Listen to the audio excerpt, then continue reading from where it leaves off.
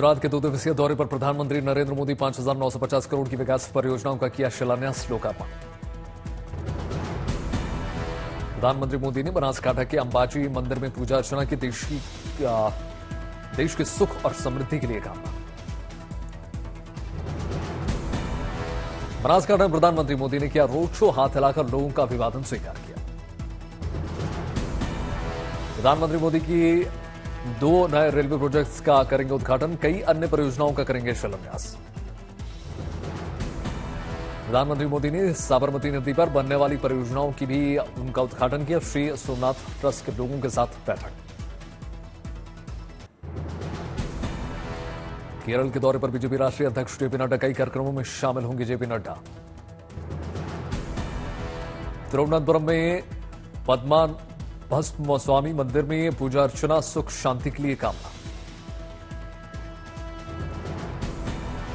मिर्जापुर में उत्तर प्रदेश के मुख्यमंत्री योगी आदित्यनाथ ने विंध्यवासिनी मंदिर में पूजा अर्चना की, मां का आशीर्वाद लिया। आज गृह मंत्री अमित शाह के मध्य प्रदेश दौरे का अंतिम दिन। आज भी चुनावी जमीन मजबूत करने के लिए तैयारियों का जायजा लेंगे। गृह मंत्री शाह इंदौर, ग्वालियर और चंबा में पार्टी पदाधिकारियों के साथ बैठक करेंगे। अमित शाह देंगे चुनाव में जीत का मंत्र। रिकॉर्ड संख्या में केदारनाथ धाम पहुंच रहे हैं श्रद्धालु। अब तक 18,50,000 से ज्यादा भक्तों ने किए बाबा के दर्शन। कपाट बंद होने में 15 दिन बाकी। हार्ट अटैक के बढ़ते मामलों पर बोले केंद्रीय स्वास्थ्य मंत्री मनसुख मांडविया, कोविड के चलते बने हालात, प्रभावित हुए लोग 1-2 साल ज्यादा वर्जिश का काम न करें। सुप्रीम कोर्ट से मनीष सिसोदिया को बड़ा झटका। सुप्रीम कोर्ट ने खारिज की जमानत याचिका। सिसोदिया को सुप्रीम कोर्ट से झटका, बेल अर्जी खारिज। सुप्रीम कोर्ट ने निचली कोर्ट से कहा कि 3 महीने के अंदर मनीष सिसोदिया को मुकदमे को निपटारा करें। यदि ऐसा नहीं हुआ तो 3 महीने बाद सिसोदिया दोबारा जमानत अर्जी लगा सकते हैं। कतर में हिरासत में लिए गए 8 भारतीयों के परिजनों से विदेश मंत्री अजय शंकर की मुलाकात। कहा, रिहाई के लिए सरकार कर रही है हर संभव प्रयास। देवघर में आईटी का एक्शन, कई जगहों पर छापेमारी। शराब कारोबारी और जमीन कारोबारी के घर पर आईडी के छापेमारी, तलाश जारी। ईडी दफ्तर पहुंचे मुख्यमंत्री अशोक गहलोत के बेटे वैभव गहलोत। फैमा मामले में ईडी करेगी पूछताछ। केंद्रीय गृह राज्य मंत्री किशन रेड्डी का बयान, राज्य में अगर आई बीजेपी की सत्ता तो पिछड़े वर्ग से होगा न्याय। हरियाणा कांग्रेस के प्रभारी दीपक ने अंदरूनी गुटबाजी से किया इनकार। कहा, कार्यकर्ताओं में है जोश।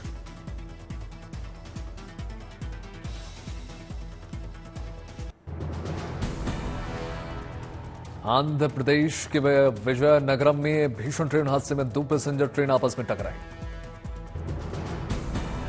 विशाखापट्टनम से रायगढ़ जा रही यात्री ट्रेन पटरी से उतरी, 3 कोच पटरी से उतरे। हादसे में 8 लोगों की मौत, 32 से ज्यादा घायल। राहत बचाव का काम युद्ध स्तर पर जारी। मुख्यमंत्री वाईएस जगनमोहन रेड्डी ने मृतकों के लिए 10-10 लाख रुपए, घायलों के लिए 2 लाख मुआवजा। प्रधानमंत्री मोदी ने हादसे पर ली जानकारी। रेल मंत्रालय के हेल्पलाइन नंबर जारी किया गया।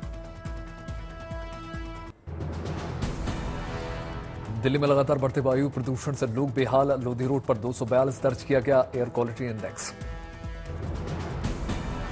दिल्ली की जहांगीरपुरी में जहरीले स्मॉग ने बढ़ा दी मुसीबतें। 566 के पार पहुंच गया AQI। दिवाली से पहले ही प्रदूषण सांस लेना हो गया दूभर। दिल्ली के कुछ इलाकों में AQI 300 के पार।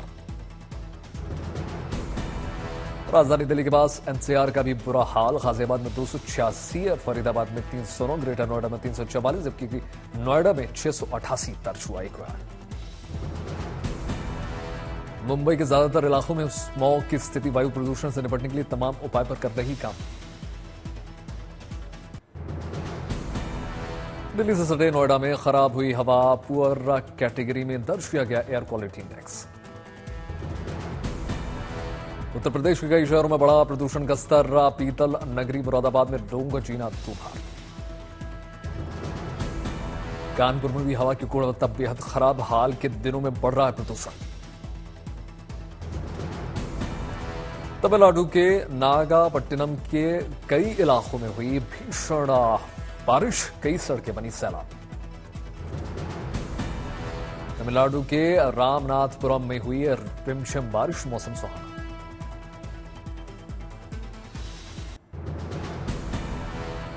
टमाटर के बाद अब महंगाई के आंसू रुला रहे हैं। प्याज 80 रुपए किलो तक पहुंच गया भाव। दिल्ली के आसपास के इलाकों में भी बढ़ा प्याज का दाम, 80 रुपए किलो पहुंच गया भाव। मुंबई में भी बढ़ी प्याज की कीमत, करीब 100 रुपए पहुंच गया 1 किलो दाम। तमिलनाडु में महंगाई के आंसू रुला रही है, प्याज 80 रुपए पहुंच गया भाव। उत्तर प्रदेश के कई शहरों में बढ़ा प्याज का दाम, कहीं 70 तो कहीं 80 रुपए प्रति किलो बिक रही है प्याज। ओडिशा के ढेंगनाल में केंद्रीय मंत्री धर्मेंद्र प्रधान ने लक्ष्मी पूजा पंडाल में पूजा अर्चना की, सुख शांति की कामना। ओडिशा ने तालचेर में केंद्रीय मंत्री धर्मेंद्र प्रधान ने किया रोड शो, बड़ी संख्या में कार्यकर्ता एकत्रित हुए। वाराणसी में अमरवीर योद्धाओं की स्मृति में जले आकाशदीप, सेना के जवान शामिल। कार्यक्रम में अमरवीर योद्धाओं को भगीरथ शौर्य सम्मान से किया गया सम्मानित। विजयवाड़ा में आयोजित अमृत वनम में शामिल हुई आंध्र प्रदेश बीजेपी अध्यक्ष दग्गुबाती, बड़ी संख्या में कार्यकर्ताओं ने हिस्सा लिया। भारत और मलेशिया के बीच संयुक्त सैन्य प्रशिक्षण अभियान शुरू, 5 नवंबर तक जारी रहेगा हरिमऊ शक्ति अभ्यास। भारत के पूर्वोत्तर हिस्से में मेघालय के उमरोई में चल रहा दोनों देशों की सेनाओं का ज्वाइंट मिलिट्री सेशन। इस संयुक्त युद्धाभ्यास में मलेशिया सेना के सैनिकों के साथ भारतीय सेना राजपूत रेजिमेंट के सैनिक शामिल। हरिमऊ शक्ति अभ्यास का मकसद पहाड़ और जंगल वाले इलाकों में होने वाले युद्ध के लिए तैयार रहना। तमिलनाडु के रामनाथपुरम में मनाई गई थेवर जयंती।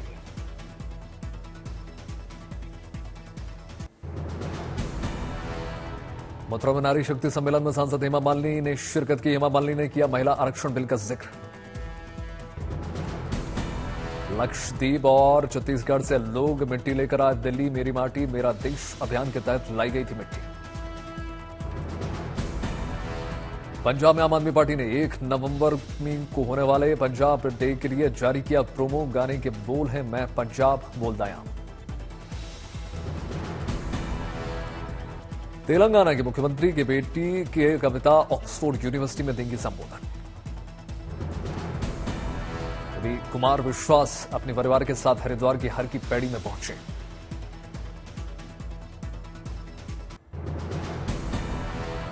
कुल्लू में दशहरा फेस्टिवल के 6ठे दिन भी देखी कमाल की रौनक, धूमधाम से निकाली गई भगवान नरसिंह की शोभा यात्रा। उज्जैन के महाकालेश्वर मंदिर में गृहमंत्री अमित शाह ने किए बाबा के दर्शन, विधि विधान के साथ पूजा अर्चना की। सूरत में एलजीबीटीक्यू समुदाय के लिए फैशन शो का हुआ आयोजन। रैंप पर युवक युवतियों ने बिखेरे जलवे। स्पोर्ट्स अथॉरिटी से संबंधित टेबल टेनिस खिलाड़ियों की टीम कोलकाता से चीन के लिए रवाना। तंचेर में स्पोर्ट्स फेस्टिवल में केंद्रीय मंत्री धर्मेंद्र प्रधान शामिल, खिलाड़ियों को सम्मानित किया। अगरतला में शरद सम्मान समारोह में शामिल हुए मुख्यमंत्री माणिक साह, लोगों को सम्मानित किया। कोलकाता में अमृत कलश यात्रा में बड़ी संख्या में शामिल हुए लोग। मेरी माटी मेरा देश अभियान के तहत निकली यात्रा। रांची में केंद्रीय मंत्री बाबूलाल मराठी ने अमृत कलश ला रहे लोगों को ट्रेन से किया रवाना। चंडीगढ़ में ऑटो ड्राइवर ने पेश की इंसानियत की मिसाल, भारतीय सैनिकों को मुफ्त सेवा देने के समेत तमाम सोशल वर्क करते हैं। मथुरा में इन दिनों धूमधाम से मनाया जा रहा है थेवर जयंती, सड़कों पर दिख रहे पुख्ता सुरक्षा इंतजाम।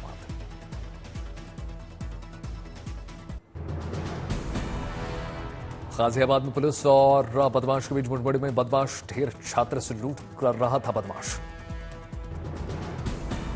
कुछ हवाई अड्डा पर एआईयू ने की बड़ी कार्रवाई। विदेश से लाया गया 619 ग्राम सोना किया जब्त। रायबरेली में पुलिस को मिली बड़ी सफलता। पीईटी एग्जाम में 2 मुन्नाबाई को किया गिरफ्तार। अमृतसर में पुलिस ने की बड़ी कार्रवाई। जुआ खेलते 21 लोगों को किया गिरफ्तार। विकास नगर में पुलिस को मिली बड़ी सफलता। 30 लाख के हेरोइन के साथ 2 तस्कर गिरफ्तार। इजरायली बमबारी में बढ़ा मौत का आंकड़ा। गाजा में अब तक 9500 लोगों की मौत। 24 घंटे में हमास के 450 ठिकाने तबाह। इजरायली सेना ने आज गाजा में जमीनी कार्रवाई का वीडियो किया जारी। इजरायली सेना के मुताबिक एक सैन्य अधिकारी और एक जवान आतंकी में मुठभेड़ में हुए घायल। दूसरे चरण में इजरायल हमास जंग नेतन्याहू बोले, हमास का सफाया और बंधकों की रिहाई हमारा मकसद। गाजा के बिलाल बिन राबा मस्जिद की तबाही के ड्रोन फुटेज निकलकर सामने आया। फिलिस्तीनी राष्ट्रपति महमूद अब्बास ने गाजा पट्टी में इजरायल पर नरसंहार का लगाया आरोप। दक्षिण रूस में फिलिस्तीन समर्थक का उग्र प्रदर्शन। हवाई अड्डे का किया बंद। इजरायली सेना ने उत्तरी गाजा में स्थित अल कुद्स अस्पताल को जल्द खाली कराने के आदेश दिए। बेंजामिन नेतन्याहू ने अश्दोद में दक्षिणी क्षेत्र में नौसेना बेस का किया दौरा। इंटरनेशनल क्रिमिनल कोर्ट ने सभी बंदी को जल्द से जल्द छोड़ने की अपील की। साथ ही सभी के लिए इजरायल से भोजन और दवा के लिए व्यवस्था जुटाने की अपील की। बंधकों के परिवार की इजरायल सरकार से जंग रोकने की अपील। बंधकों की रिहाई को रोकने की भी मांग। गाजा पर इजरायली हमले से भीषण तबाही। अमेरिकी राष्ट्रपति ने इजरायल के प्रधानमंत्री से बातचीत की। गाजा में मानवीय सहायता पर चर्चा। गाजा पट्टी में धरती रौंद रहे इजरायली टैंक। इजरायली सेना की कार्रवाई की वीडियो निकलकर सामने आई। गाजा में जमीनी हमले से पहले इजरायली सैनिकों ने की प्रार्थना। टैंक के साथ प्रार्थना करते नजर आए इजरायली सैनिक। गाजा में फहरा इजरायली झंडा। एक सैनिक एक इमारत पर चढ़कर इजरायली झंडा फहराते हुए नजर आया।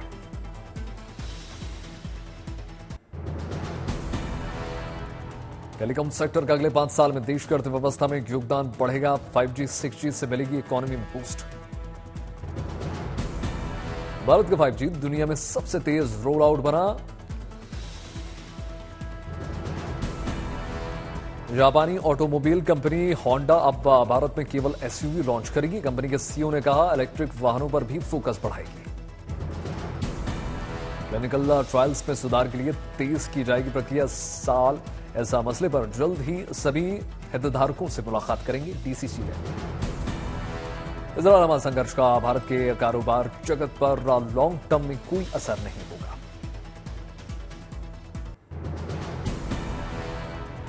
इन्वेस्टर अकाउंट खोलने की रफ्तार युवा पीढ़ी की बदौलत तेजी से बढ़ी। पीएससी के डेटा के मुताबिक बीते 2.5 साल में करीब 3 करोड़ खाते खुले। 2022 के पहले 9 महीनों में मुकाबले में इस साल जनवरी सितंबर के बीच लग्जरी घरों की बिक्री 115% बढ़ी।